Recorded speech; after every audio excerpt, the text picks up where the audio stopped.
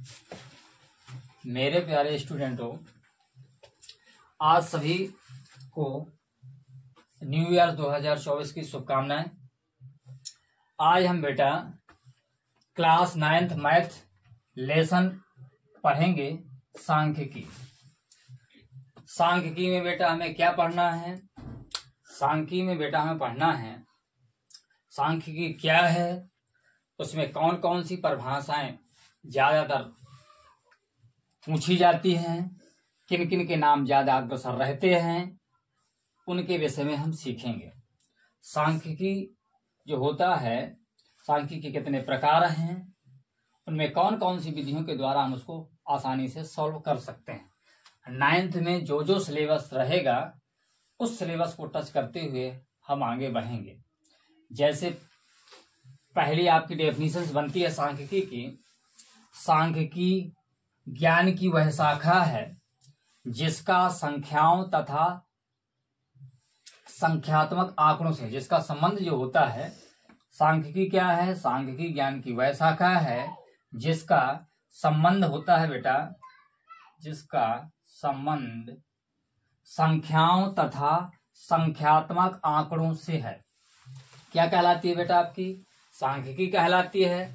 सांख्यिकी की ओवरऑल विधियां देखी जाएं तो लगभग 7 होती हैं। नंबर 1 में कौन सी विधि है? नंबर 1 में सबसे विधि आती है आंकड़ों का आपको संग्रह करना होगा। नंबर 2 में कौन सी आती है? आपकी वर्गीकरण। नंबर 3 में आती है बेटा सारणीयन। नंबर 4 में आती है आंकड़ों का चित्रण तथा आलेखी निरूपण। नंबर 5 में आती है आपके आंकड़ों का विश्लेषण। नंबर 6 में आते हैं आपका निर्वाचन व्याख्या। नंबर 7 में आती है पूर्व कथन या अनुमान। इसी प्रकार बेटा आप पढ़ेंगे कुछ अन्य परिभाषाएं। जैसे बेटा सबसे महत्वपूर्ण आती है आपकी वर्ग सीमाएं। वर्ग सीमा बेटा क्या होती हैं, इसको बहुत ही महत्वपूर्ण हेडिंग है ये। जैसे वर्ग सीमा क्या है बेटा? प्रत्येक वर्ग को निश्चित करने के लिए 2 संख्याओं की क्या होती है बेटा? आवश्यकता पड़ती है। ये संख्याएं ही वर्ग सीमाएं कहलाती हैं। एग्जाम्पल्स क्या है इसका? जैसे 30 से 40 आपके 2 संख्याएं हैं। एक संख्या है 30 है बेटा, एक संख्या 40 है। इस वर्ग सीमा को बनाने के लिए हमें 2 संख्याओं की जरूरत पड़ी। ठीक है, ये संख्याएं मिलकर ही, ये दोनों संख्याएं मिलकर ही क्या बनाती है बेटा? वर्ग सीमा बना रही हैं। वर्ग सीमा कितने प्रकार की होती है बेटा? वर्ग सीमा आपकी बेटा 2 प्रकार की होती है। एक होती है निम्न सीमा, एक होती है आपकी उच्च सीमा। निम्न सीमा किसे कहेंगे? जो आपकी वर्ग सीमाएं होंगी उसमें छोटी संख्या जो बनी होगी उसको कहा जाएगा निम्न सीमा, और जो बड़ी संख्या आपको उपलब्ध होगी उसको कहा जाएगा आपको उच्च सीमा। जैसे मैंने तीर लगा के रखा हुआ है। इसी प्रकार आपके एक और अन्य महत्वपूर्ण हेडिंग आती है आपकी बेटा वर्ग अंतराल। वर्ग अंतराल क्या होता है, इसके विषय में सीखते हैं। उच्च सीमा आपके पास उच्च सीमा उपलब्ध है 45 और निम्न सीमा 40 के अंतर को हम क्या कहते हैं बेटा? वर्ग अंतराल। ओवरऑल वर्ग अंतराल कितने का बनेगा बेटा? यहाँ 5। 45 में आप 40 घटा देंगे, आपका 4 ही आएगा। अर्थात जो उच्च सीमा होती है और निम्न सीमा के अंतर को, मतलब यदि घटा दिया जाए दोनों को, तो आपका जो अंतर आ जाता है वह अंतर ही क्या कहलाता है बेटा? आपका वर्ग अंतराल कहलाता है। इसके बाद अब हम पढ़ेंगे आंकड़ों को हल करने के लिए महत्वपूर्ण विधि है एक सारणीयन विधि। सारणीयन विधि क्या है?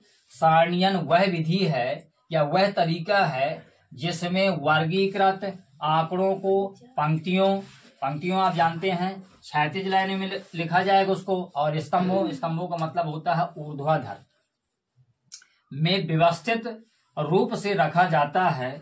आपकी सारणीयन विधि कहलाती है। सारणीयन विधि में आपके 3 प्रकार के स्टेटस मिलना है। नंबर 1 मिलना स्टेटस में आपको सरल सारणी मिलेगी, आपको द्विगुण सारणी मिलेगी, आपको बहुगुण सारणी मिलेगी। इसी प्रकार से हम कुछ एग्जाम्पल्स लेते हैं तो आपको इसके विषय में बाकायदा जानकारी हो जाएगी। धन्यवाद। एक और अगली हेडिंग सीखेंगे जिसका नाम है बेटा मध्यमान। मध्यमान क्या होता है?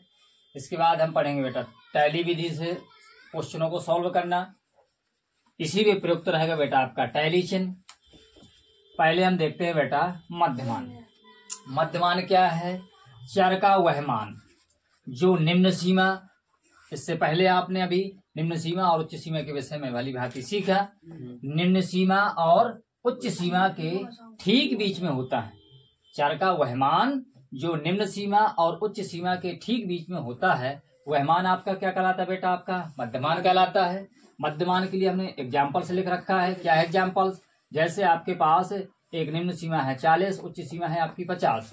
यदि आपको बेटा मध्यमान निकालना है तो दोनों को पहले आपको जोड़ना पड़ेगा और उसमें 2 का भाग क्या करना पड़ेगा? 2 का भाग, तो आपका 45 निकल के आ गया। इसी प्रकार अब हम क्या पढ़ेंगे बेटा? अब हम पढ़ेंगे टैली विधि। क्या पढ़ेंगे? टैली विधि क्या है? आंकड़ों को व्यवस्थित करना ही आपकी क्या कहलाता है बेटा? आपका टैली विधि से हल करना कहलाता है। टैली विधि में जो चिन्ह प्रयोग किया जाएगा बेटा, एक नाम है इसका टैली चिन्ह। तो टैली विधि में या टैली विधि से हल करते समय जो भी आप चिन्ह क्या करेंगे बेटा? प्रयोग करेंगे, वह आपका चिन्ह क्या कहलाएगा? आपका टैली चिन्ह कहलाएगा। अब इस टैली चिन्ह को समझने के लिए और टैली विधि को समझने के लिए हमने एक एग्जाम्पल से लिख रखा है। इसको हम सॉल्व करते हैं तो आपको भली भांति आपको जानकारी हो जाएगी और आप आसानी से इसको सॉल्व कर ले जाएंगे। सबसे पहले क्या लिखना होता है? सबसे पहले आप लिखेंगे बेटा, सबसे पहले लिखना होता है बेटा आपको चर। क्या लिखना होता है? चर। आप क्या लिखेंगे? जैसे टेबल बनाएंगे तो आप सबसे पहले चर लिखेंगे। चर के बाद आप क्या बनाएंगे? चर के बाद आप लिखेंगे बेटा मिलान। क्या लिखेंगे आप? इधर अगर टेबल की समस्या हो जाए तो आप साइड में चले जाइए, वो दिक्कत है। आप इधर आप हल कर सकते हैं इसको। आप हल करेंगे तो क्या लिखेंगे बेटा? आप लिखेंगे सबसे पहले यहाँ लिखेंगे बेटा चर। टेबल बनाना है आपको बेटा। चर के बाद आप क्या लिखेंगे? मिलान चिन्ह। क्या लिखेंगे बेटा? मिलान चिन्ह। तीसरी हेडिंग क्या रहेगी बेटा आपकी? तीसरी हेडिंग रहना है आपकी बारंबारता। क्या रहना है बेटा? बारंबारता। 3 हेडिंग आपको मिलेंगे बेटा। आपको चर मिलेगा, दिक्कत है हम तो बीचे बीच लिख दें। क्या लिखेंगे बेटा हम? मिलान चिन्ह।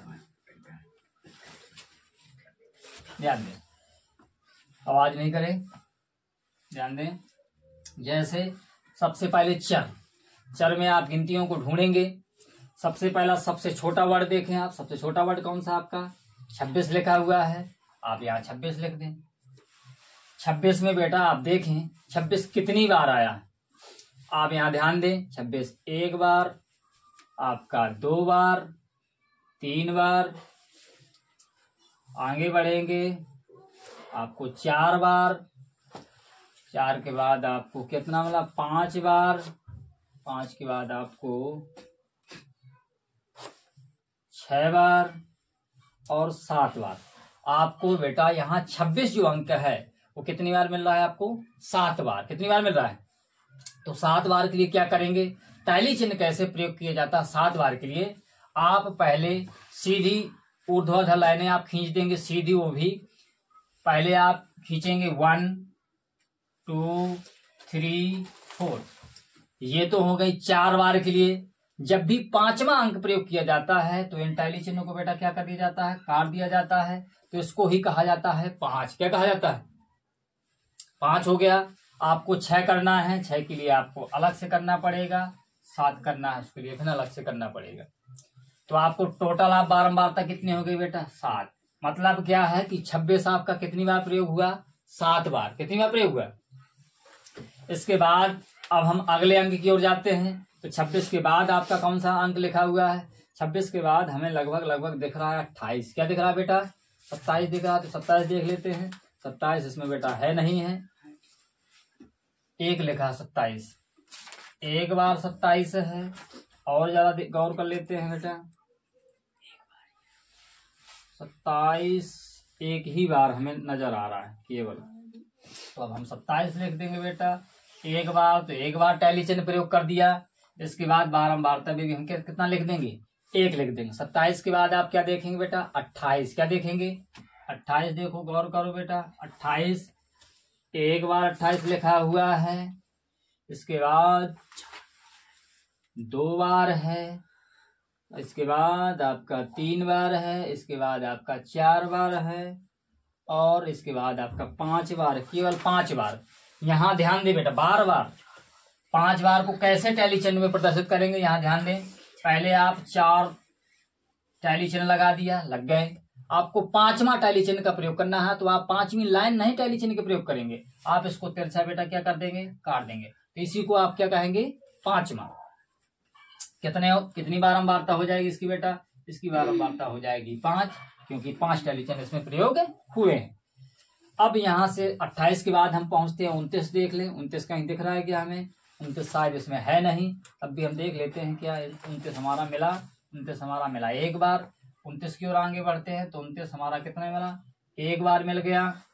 एक बार के अलावा 2 बार मिला, 2 बार के अलावा 3 बार मिला, और हमें कहीं नहीं 3 बार है। तो 3 बार टैली चिन्ह कैसे प्रयोग करेंगे, 1 2 3। कितनी बारंबारता है हमारे पास, 3। जितने टैली चिन्ह प्रयोग होंगे उतनी उसकी क्या रहेगी बेटा, बारंबारता। 29 के बाद क्या पहुंचेंगे, अब 30 में पहुंचे। किसमें पहुंचेंगे बेटा, 30 में पहुंचे। तो 30 को देखो कितनी बार प्रयोग हुआ है, 30 पहली बार 1 2, इसके बाद आगे देखते हैं 3 4, 4 के बाद है 5 6 और 7 बार प्रयोग। कितनी बार प्रयोग हुआ, तो हम क्या करेंगे, टैली चिन्ह कैसे प्रदर्शित करेंगे, पुनः देखते हैं। 7 बार में 1 2 3 4, 4 के बाद जब 5 का नंबर आएगा आप क्या करेंगे, उसको तिरछा काट देंगे। आपका 5 हो गया, 6 और 7। यहाँ पर आप क्या लिखेंगे बेटा, 7 लिख देंगे। 7 आपकी बारंबारता बनी रहेगी। 30 के बाद आपका क्या रहेगा बेटा, 31। 31 देखते हैं कितनी बार प्रयोग हुआ है, 31 लिखे आप।